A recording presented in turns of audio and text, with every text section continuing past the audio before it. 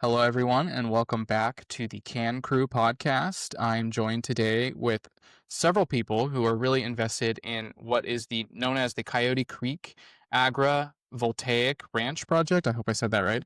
And I'm joined today also by my co-host Bailey Hurst, who I will let introduce himself. Hi, everyone. My name's Bailey. I am Justin's brother.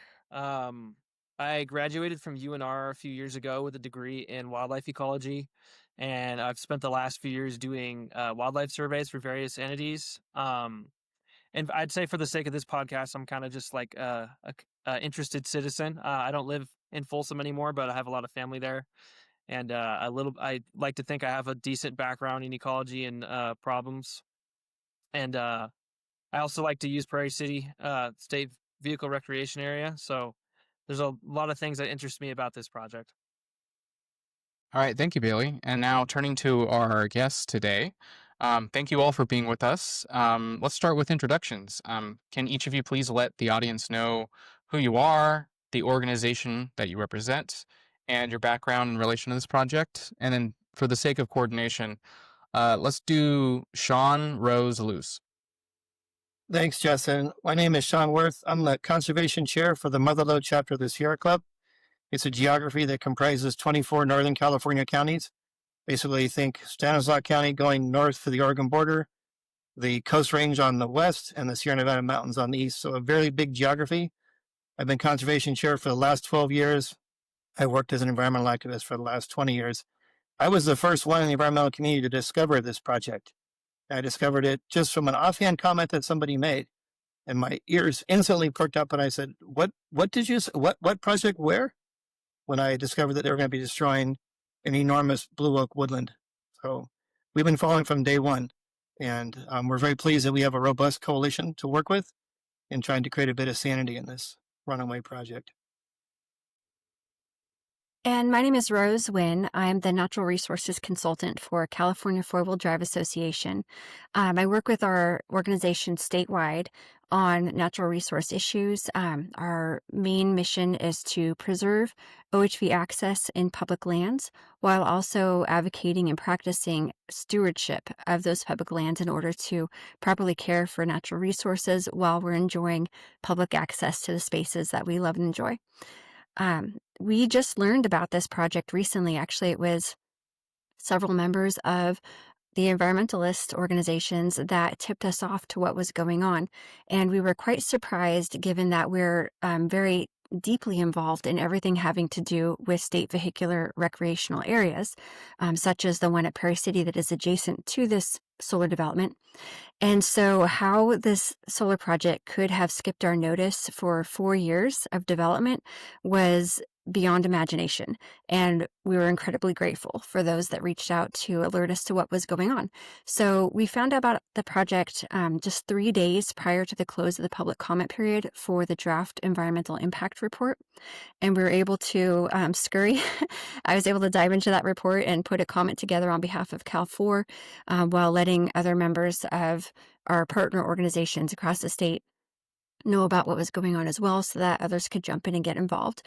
So since that time period, which was just in May of this year, we've had the great opportunity to work very closely with organizations like the Sierra Club, the Environmental Coalition of Sacramento, ECOS, and several others that are involved on this project as we have mutual interests. Of course, our interests are heavily vested within the future of Prairie City SVRA, but we're also very heavily invested in the future of the environment and the beautiful ecology that surrounds this area. We do not want to see the destruction happening that's slated with the scope of this project either. So it's been great to join forces and be able to work together. And we're looking forward to doing so, hopefully much more in the future as well. And hi, Justin and Bailey. My name is Lou Slim, and I am the policy analyst working with the Environmental Council of Sacramento. We're a nonprofit organization that has been working for over 50 years now to ensure that there is sound regional and local planning, or at least that is what we advocate for. And just trying to make sure that there is a healthy, accessible environment for all. I personally only joined the coalition about in February of earlier this year. And at that time, the OHP folks had not yet joined our group.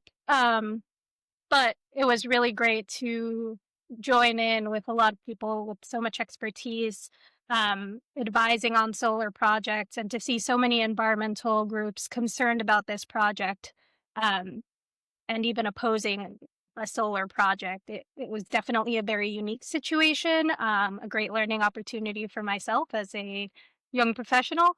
And I'm just very passionate now and excited to join forces with everybody to help and try to protect these lands. Today, we're talking about the Coyote Creek project. But for those of us that don't really know much about the project, what is it and who's putting it together? Want to take first tab, Rose? Or I can Sure. do it. Go for it, Sean.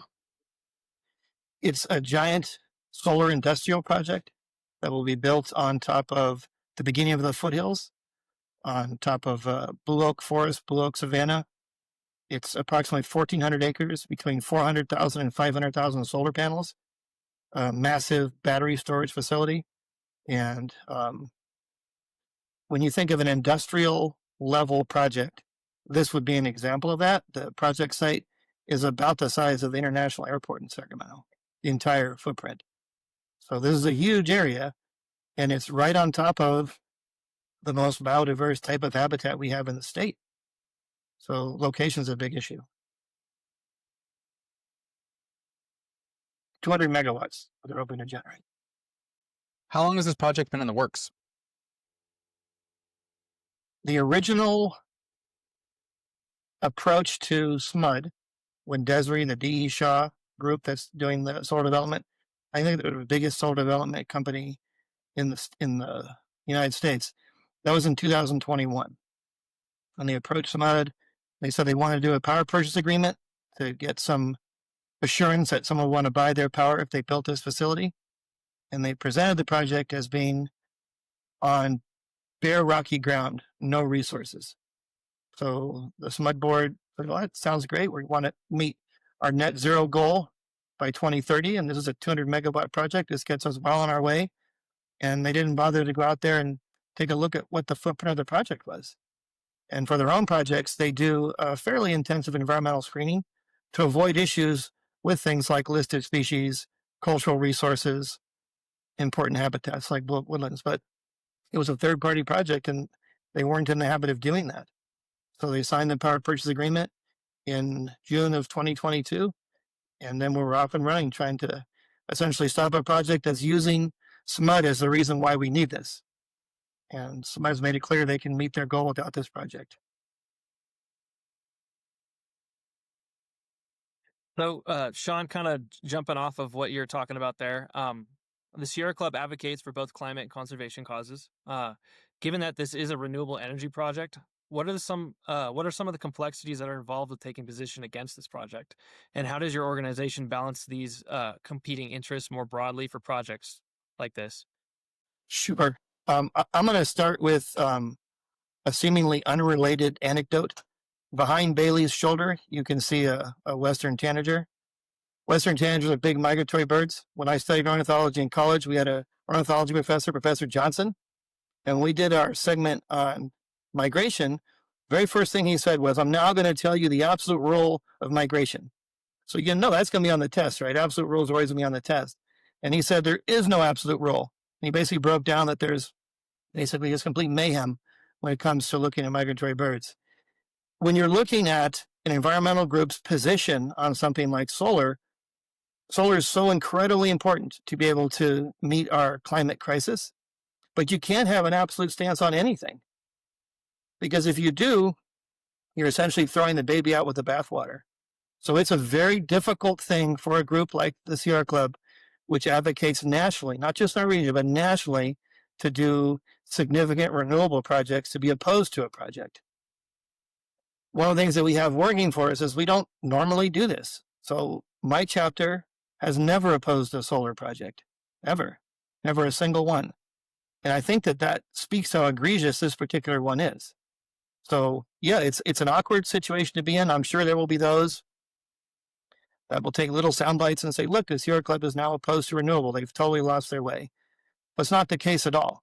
We believe in a balanced approach to saving this planet.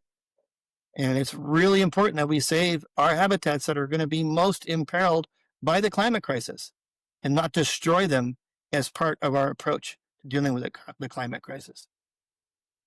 So, Rose, I'm interested in asking about your organization's interest, and in particular, the California Four-Wheel Drive Association advocates for the types of spaces such as the state recreational vehicle area. How would this project potentially impact sustainability of existing recreational opportunities in the area? Well, it would be a massive impact. An important piece about Prairie City State Vehicular Recreation Area, or SVRA as I'll call it from now on, is that it's a state legislated OHV park. It's part of the California State Park system. And while we have 280 state parks in the state, we have 8 of those which are designated specifically for motorized recreation. And so this park is very near and dear to the hearts of everybody who enjoys OHV recreation, especially in Northern California. But Prairie City is unique in that it is of particular draw for people all across California and, in fact, across the nation. And this solar project would really permanently devastate the user experience. Where when you imagine a state park, you have natural spaces where people go for respite from metro areas, a place to get away from the urbanization and the buzz of modern life. That's what we enjoy at our motorized state recreation areas as well, is we can go out and enjoy off-road recreation in natural spaces. And this is particularly important for many people who are in the disabled community because motorized access is their only access to get outdoors and really enjoy some in-depth experience there. And so Prairie City right now, historically and currently, is of that nature, where when you look out from the state park footprint, you're looking into rolling foothills, into these beautiful oak woodlands out towards the Sierra Nevada. There's these gorgeous open spaces which are typical to serve as the buffer around all state parks in the state. This project, though, as Sean described, is massive. It covers 2,700 acres. It would erect 400,000 plus solar panels that would include this giant towering switchyard that would be actually partially constructed within the borders of the state vehicular recreation area itself, along with, of course, the battery storage system, the substation, and a ton of other infrastructure that would be visible to and in part intruding into the SVRA. This is important because it will downgrade the user experience. I don't know about you, but when I go off-roading or camping, or I also do a lot of hiking and nature observation, when I go to do those things, I don't typically pick a utility scale industrial solar facility as the place, the destination to enjoy the outdoors. And so this solar facility will just change the character of Prairie City forevermore. There's a lot of other safety concerns and issues with the construction of the facility because, like I mentioned, it's exactly on the border of the park and also partially intruding into it. So there's no backtracking from this. Once construction begins, that element of Prairie City will be gone forever. Prairie City is really important given that, like I said, it's not just a draw for local users, but it is for users across the state. Annual visitation actually exceeds 100,000 year over year consistently. It provides not only, casual OHV riding, but it's also the site that hosts major competitive OHV events for motocross, for rock crawling, and for a lot of other types of OHV uses. So it's a destination for people from across the U.S. And it's one of our premier OHV safety training facilities for the state. State parks, the Forest Service, law enforcement, and many other local, state, and federal agency staff utilize Prairie City for safety training because it's been constructed to have state-of-the-art facilities that provide all sorts of obstacles and opportunities to upskill in being able to navigate all different sorts of terrain. So the OHV community is really heavily invested in this park, and we're also very heavily invested in conserving natural resources and critical habitat within Prairie City.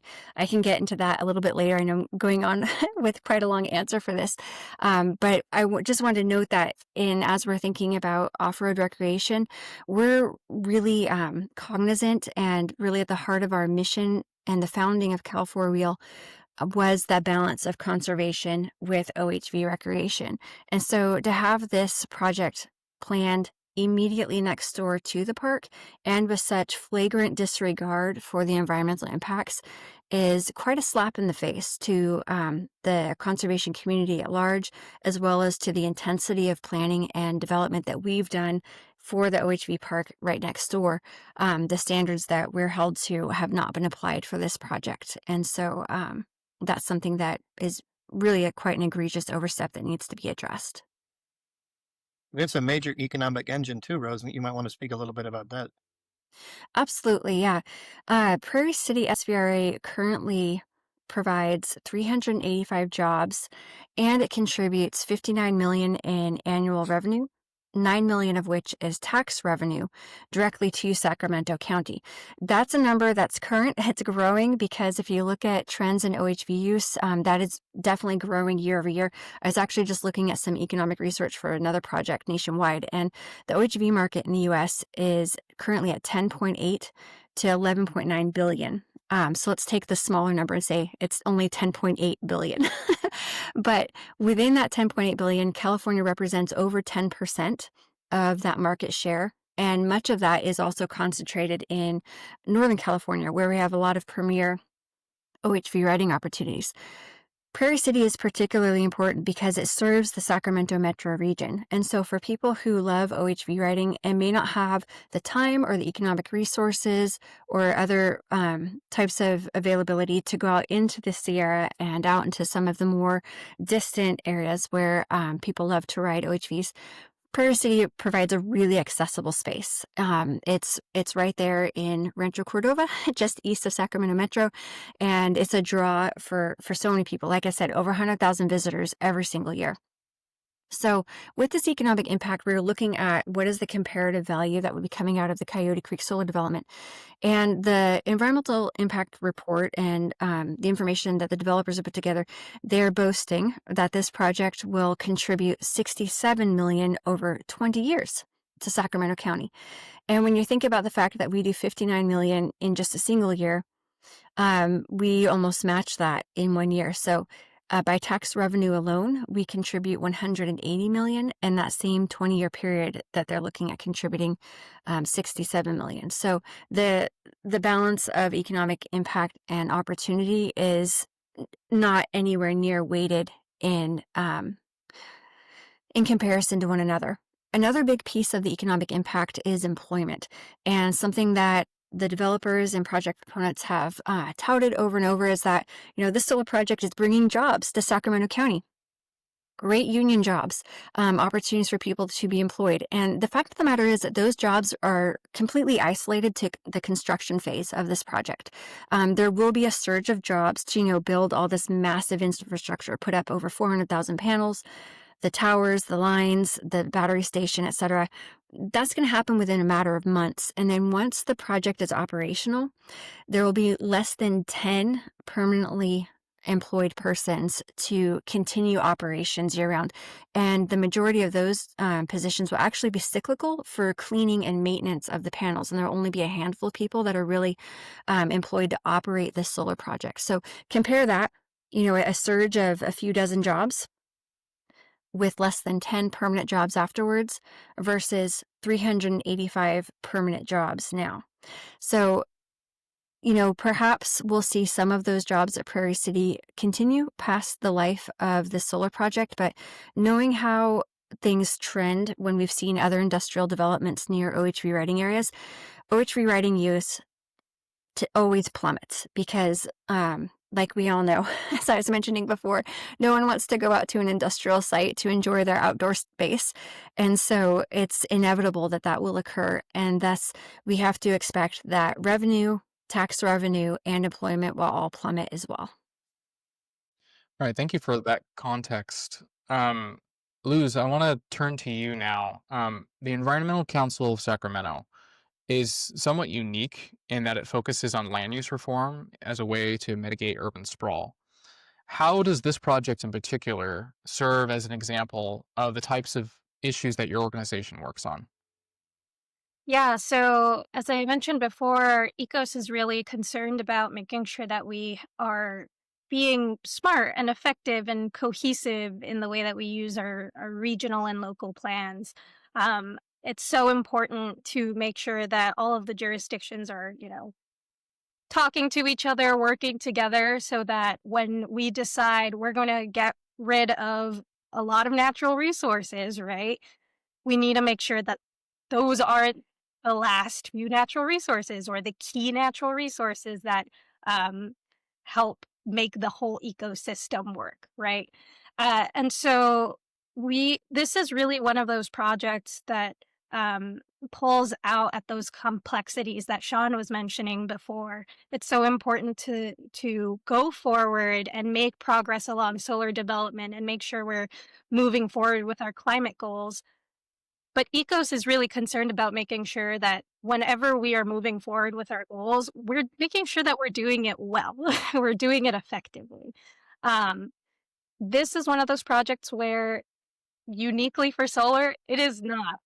This is not a good project. It's not well cited. How does it make sense to say that we are moving forward with our climate goals at the same time we're destroying over 3,500 of the oldest oak trees in the region, right? 3,500 of these massive trees that have been here for so long, contributing, creating vibrant ecosystems, and contributing to climate efforts in their own way through carbon capture, right? And especially as climate change progresses, we need to recognize the value of these resources as well. Um, as our vulnerable species are migrating up into higher altitudes and just trying to adapt themselves. So we just need to be very smart and cohesive with one another. There are a lot of projects right now that ECOS is focused on out in Sacramento County and some in the city as well, that are kind of pushing the bounds and trying to see what it is that we can get away with in terms of development. We have a lot of policies that were established, a lot of plans that were established um, with the idea in mind that we need a, a balanced development and conservation effort, right? And so a lot of the development projects that ECOS has its eyes on right now is recognizing that we're no longer adhering to these policies and plans that we established. And if we're not adhering to our own plans, what are we doing? So, um, yeah, there are a couple of other projects that we're looking at right now that I could speak to, but it's really this epitome of if this project that is being proposed for development is not even adhering to our climate plans, our climate ready plans, um, it's not good regional planning. And Sean, I don't know if you wanted to touch at all on the HCP and how this conflicts with that. Yeah, the HCP, the South Sacramento Habitat Conservation Plan, is another example of the type of regional planning that Lewis is talking about. It's a habitat conservation plan that covers Sacramento County to the south of Highway 50. It covers 28 species, so 28 species that are potentially imperiled. Has a big focus on trying to save vernal pool habitat, but it also has a lot of agricultural mitigation there as well to save habitat for swings and socks, sandhill crane, tricolor blackbird, giant garzneck, etc. And interestingly, the way this plan was structured was to provide mandatory mitigation for all of the development that was inside the urban services boundary and the urban development area south of Highway 50. So the urban service boundary was supposed to be the ultimate limit line for where urban services would be dragged. So things like electrical, sewage, water. Urban development area would be those areas plus things like sphere of influences for cities, like Elk Grove has an expanded sphere of influence. There's a double problem in that The urban services boundary was created in 1993, and it was a giant compromise between urban growth needs and habitat. So we were going to grow to a certain point, not grow any further because the habitat on the other side was so important. We needed to avoid that. And now we've reached a point where more urban areas would be nice for people looking to do developments. So you compromise only on the back of the environment because you've already made that original compromise to allow all this other part of the county to be destroyed. They're going to save this other part for the environment. It's the same thing with the HCP, exact same thing has happened with the HCP. So there's really only about maybe 30, 40 acres of blue woodlands being destroyed by urban development inside the project area for the HCP. So south of Highway 50, inside the USC UDA. So there's really not a mechanism to take fees in to save much of the blue woodland landscape. Somebody goes, destroys an acre of habitat, they pay a fee for an acre, the HCP goes out and buys a fee, connects it in this large interconnected preserve system outside the urban services boundary. So if you only have enough money to buy 45 acres, what are you going to do with this incredibly important area in the eastern part of the county? These thousands of acres of blue oak woodlands, which are so rare and imperiled, they're only found in California. That's the only place in the world you find them. So what do? Well, what we did was we insisted that there were mitigation targets above and beyond the mandatory targets, the ones that are based on the fees. So there's an appendix in the Habitat Conservation Plan called Appendix J. It's above and beyond mitigation, and it's looking at those gaps in the mandatory mitigation that we need to ensure the health of our listed species in that geography. And for the blue oak woodlands, there's a call out for that zone to save 8,000 acres. It's a lot of land, and it's called out because of how important it is for almost all of the species that we're trying to protect in other areas that we have mandatory money coming in to set aside habitat. So this project is plugged right down in the middle of that, right in the middle of Appendix J, fracturing this massive blue oak woodland landscape.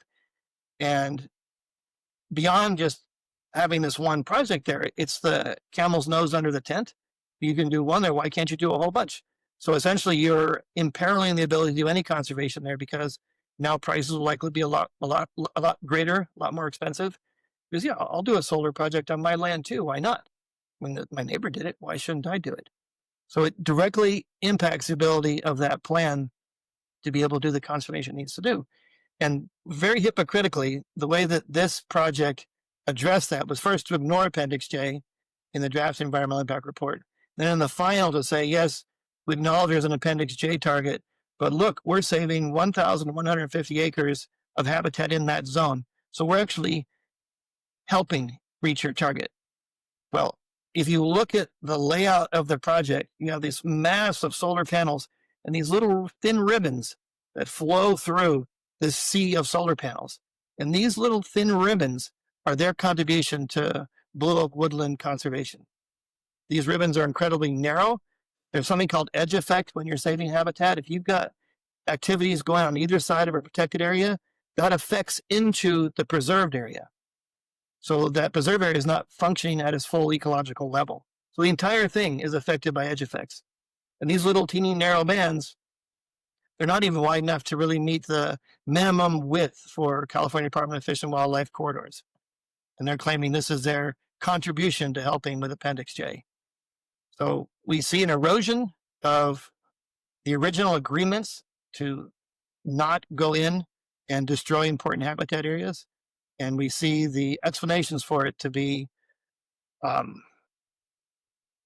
incomplete obfuscation, I would say. I mean, very, very poor effort to try to justify how that is anything other than a direct hit to a major conservation effort.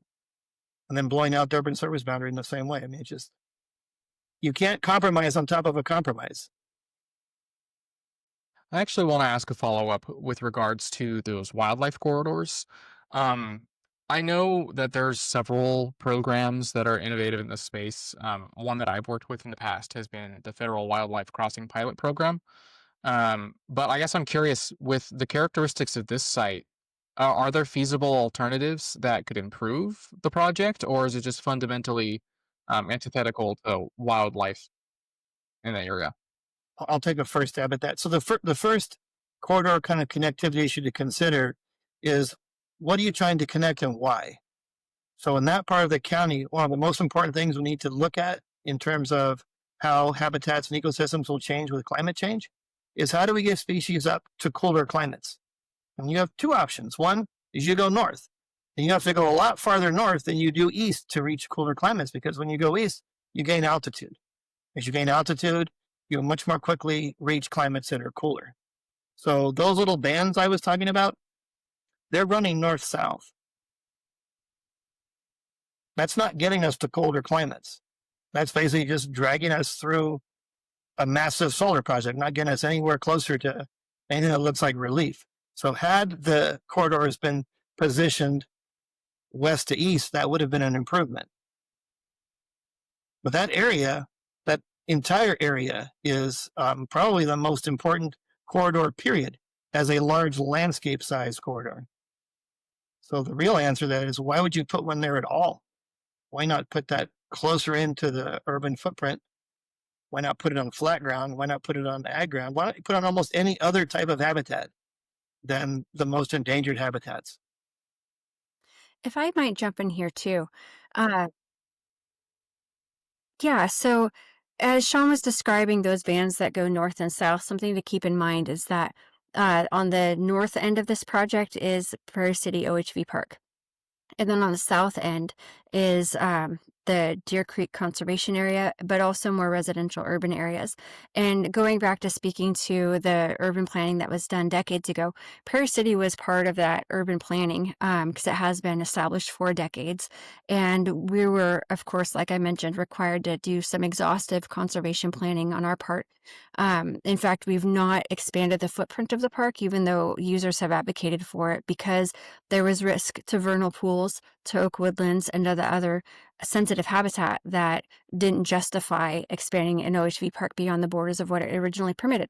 And so it just points out again how egregious this particular project is to ignore all of that and just basically bulldoze over existing plans and guidelines that were established very thoughtfully to keep this area intact. Our California foothills are becoming more and more rare in their expansive space as urban encroachment pushes further and further towards the borders of the Central Valley up and down California, and especially in the Sacramento metro area.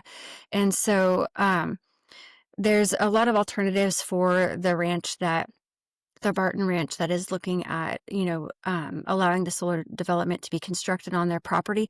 It doesn't have to be a solar development. They have alternatives that could be entertained that would keep the environmental integrity of this land in place, keep the integrity of the broader regional planning that's already been done in place, and not become such a devastating effect to existing habitat, as well as to these very important corridors for wildlife that need to remain intact. Kind of going off on what we're speaking of here, and you'll have to forgive me, I lost connection for a moment, so this may have already been answered, but habitat loss and fragmentation is such a pressing issue, especially in, North American grasslands for one, but like these mixed oak forests that we're talking about here. Are there specific impacts that you have more detail on what specific species are going to be affected by this project? Are you talking plant species or animal species? Both. I know you mentioned blue oak as one. Yeah, so it's a blue. I'll take first stab at it. We have blue oak woodland, blue oak savanna, and the associated grasslands with it. There are more than 24 listed species that will be impacted. Everything from whitetail kite to golden eagle to Swainson's hawk, western pond turtle, the Crotch's bumblebee. I mean, vast numbers of species, including vernal pool species. They are going to be isolated. They're going to be in these little narrow connectivity bands.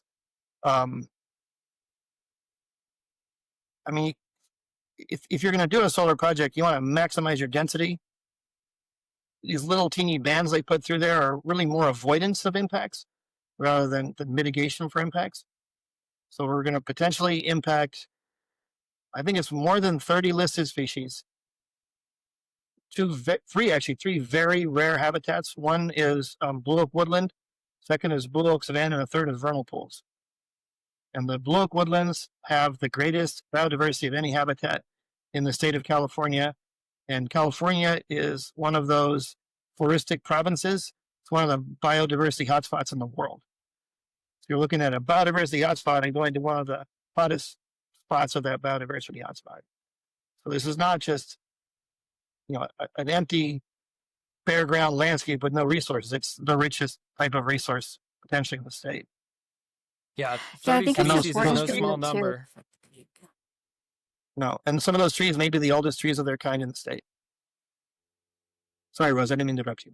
Oh no, I didn't mean to jump in prematurely either, but I think it's important to note that blue oaks only inhabit 8% of the whole state of California, and so they're already quite special.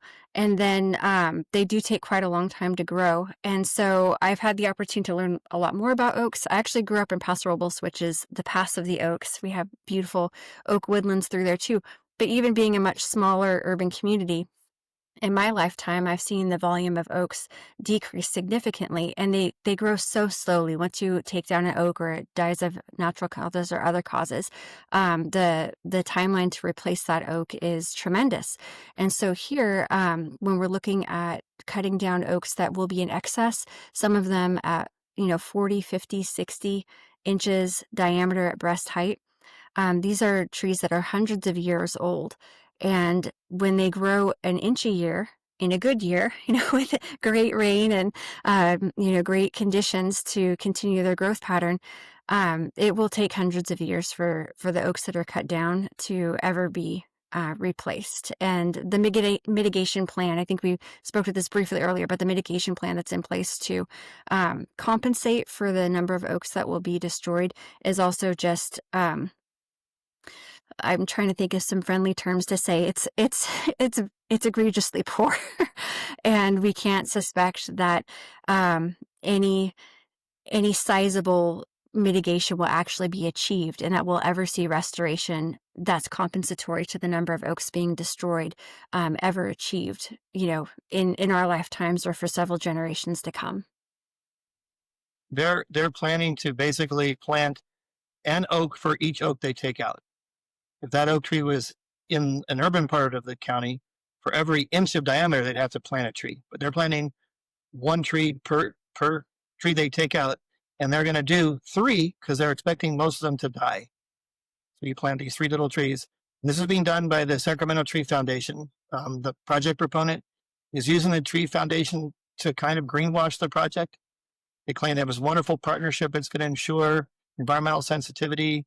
Executive director spoke at the planning commission meeting. This is a wonderful balance of a solar project and conservation. You're not a conservation group. All the conservation groups are up in arms destroying these ancient trees and replacing them with little bitty saplings grown from acorns and watering them for 7 years. So we were actually somewhat curious as to, well, how well does the Tree Foundation do when they do their conservation planting? And I had found out that they had done a conservation planting for the Riverview project for Rancho Murrieta, and that 600 of those trees were planted at the Deer Creek Hills Preserve. And this last weekend was a open hike day. So I signed up for their hike. I went out there and I said, could someone direct me to where these plantings are? So I went down and I first came across this beautiful planting. There were these very tall looking trees. They were perfectly set up, perfectly structured, well watered, well irrigated. I thought, oh, that's pretty good. And then I found out this was not a Tree Foundation planting. This was a planting done by a completely different organization, and it had been done a year ago, super professionally. When I turned around with my back to this planting, I got to see the Tree Foundation planting, which looked like an abandoned field with knocked over tree sleeves. And I walked through, counted trees that were alive. They planted 6 species of trees, oak being the hardest to grow. Of all the ones I checked, I calculated there was between 10 and 20% survival rate after 3 years. That is not very heartening to think we're going to get 3 trees watered for 7 years, and that's our mitigation. So what if year 8's a drought and year 9's a drought? We're going to get nothing. Every one of those trees is going to die. I mean, it's a very half-hearted effort at mitigation, and there's just no way in the world that you could claim we should feel comfortable in losing these old trees because this is going to make up for it. 90 years for that tree will drop its first acorn. 90 years. We're going to water them for 7, and at least from this one example, maybe not even the best structural condition for planting. They didn't do a very good job. So it's super concerning.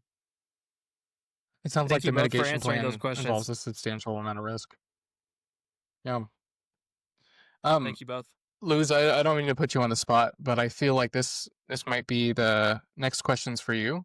I'm just curious to hear a little bit more about the potential traffic impacts and how that might affect the local ecology or just even the nature of the site.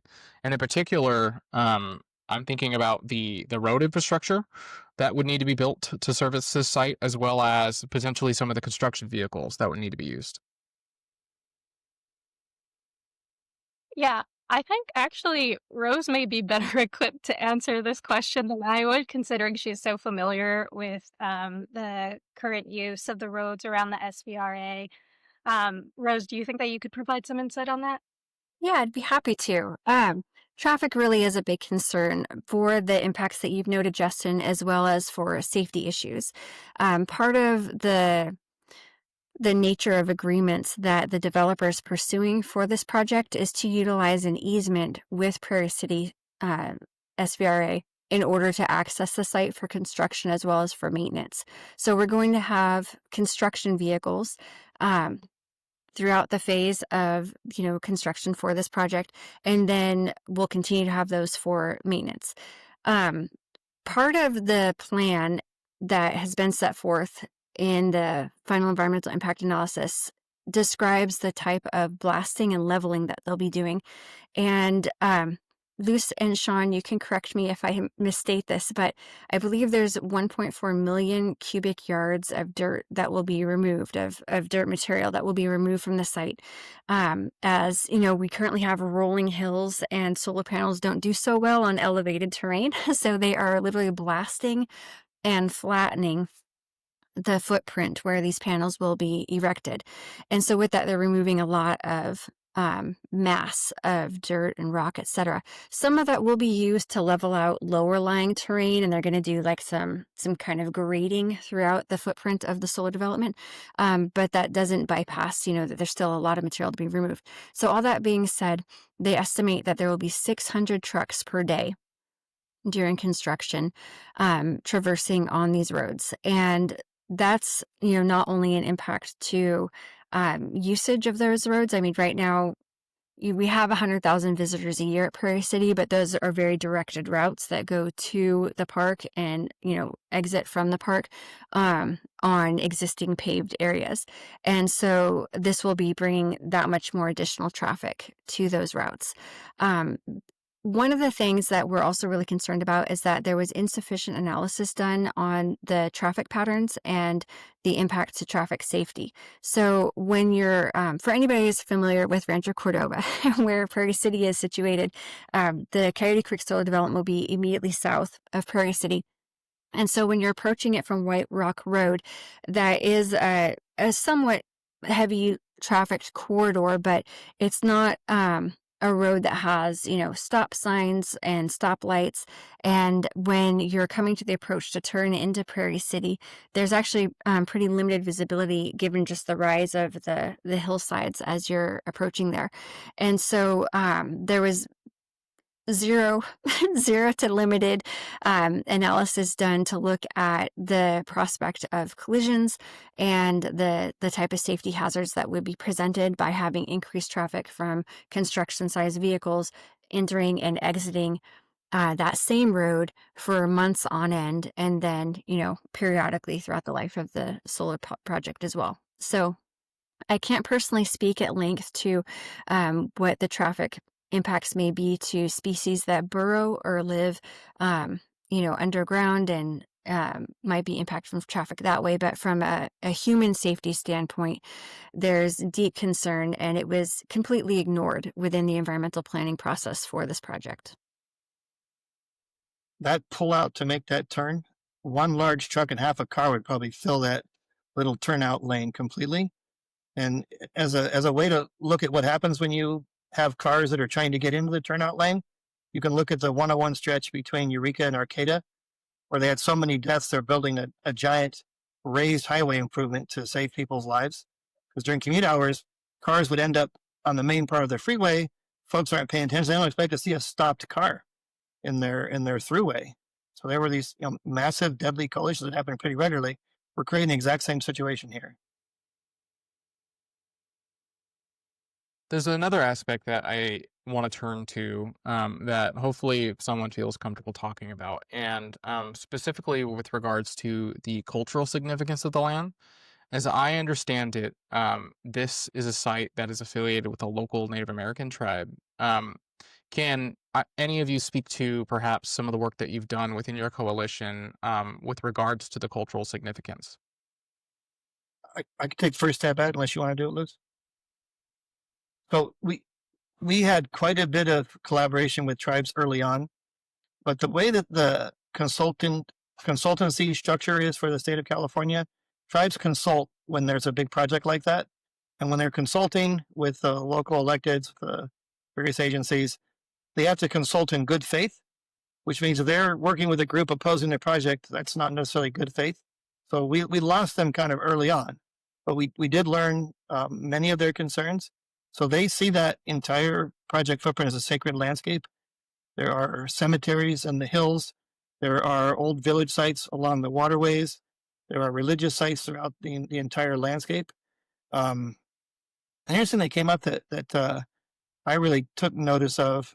I look at the site from a biological perspective. I look at it from the sacred perspective. And as they saw, all of those trees were imbued with the spirit of their ancestors. And if you think about it, I mean, the cemeteries have their ancestors buried there. All of the chemicals in those ancestors enter the landscape and become part of the landscape and get taken up in the trees. So biologically, yeah, this is true. So, we're in full agreement. They did not want to see the site destroyed at all. We haven't had any real ongoing discussion because of the whole consultation process I was telling you about. And I don't really want to speak for them. These are just my recollections of what their concerns were, and it'd be much more comfortable they speak for themselves. It wasn't just a single tribe. We were having conversations with at least 3 different tribes.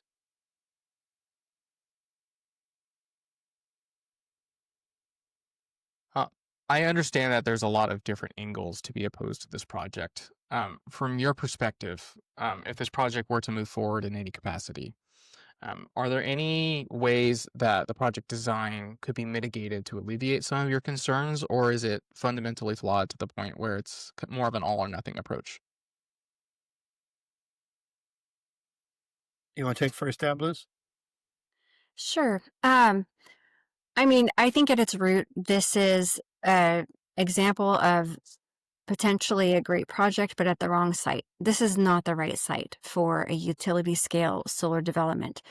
It's possible that for the very isolated consideration of OHV use, that there could have been a buffer created around the park. I think it's, another piece I didn't mention earlier is that another unique element of this project is that they were successful in securing a 0-foot setback from the property line to Prairie City SVRA, where traditionally it's standard that there's a 100-foot setback. Sometimes that's decreased as low as 50 foot, but there's always a setback where something isn't coming up right to the property line. And I'm not sure how, but they secured a 0-foot setback. And so it's possible that, there could have been some kind of buffer zone created, maybe like a half-mile buffer zone or something that would put the solar infrastructure and the solar arrays at a considerable distance from the OHV park. And that would have addressed the component of, destroying natural space around a legislatively designated California state park. However, that is one isolated piece of this. The much bigger impacts are conservation in nature, and there are too many impacts to the range of trees, especially the heritage and rare oak trees that are on site, as well as to wildlife, to birds, to the water purity and watershed through there, to the migratory corridors. There's just too many impacts that, as described in their own report, are significant and unavoidable. So this is a poor sighting, and I think something that I've been really curious to learn as I've talked with Sean and Luce and others that we're collaborating with is that, I've worked on a lot of solar projects in the course of OHV planning throughout the state, but nowhere near the volume that they've worked on. And from their perspective, I think Sean, you had shared that this is like one of the top 3 worst solar projects that you've seen emerge in the planning process in those that you've worked on. I think that speaks volumes. And so if we're going to look at alternatives, I hesitate to say that there's any mitigation or compromise that would be appropriate for this particular site. I think the best approach is to find an alternative site altogether. The alternative site analysis is another part of the project planning that was deeply flawed and comes into play in regard to how this site really was targeted in such an egregious way. I've used that word a lot, but I think it applies to so many elements of this project.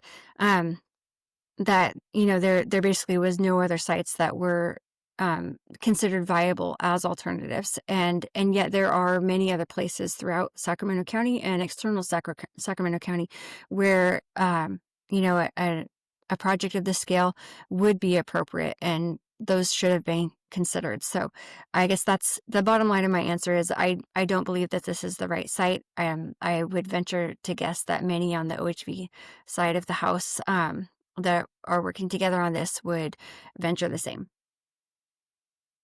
A little minor clarification. The Defenders of Wildlife is one of our coalition members, and they review every solar project in the state. And they said this was in the top 3 worst ones I've ever seen. This is the worst project I've ever seen in my chapter footprint by an order of magnitude. Part of the issue is if you're, in terms of this project and ways to improve it, if you're looking for 200 megawatts, there's only so many ways that fits on the landscape. So you've got a 2,700 acre ranch, you're going to put a 200 megawatt facility on there. There's really no way to do it without massive destruction of local resources.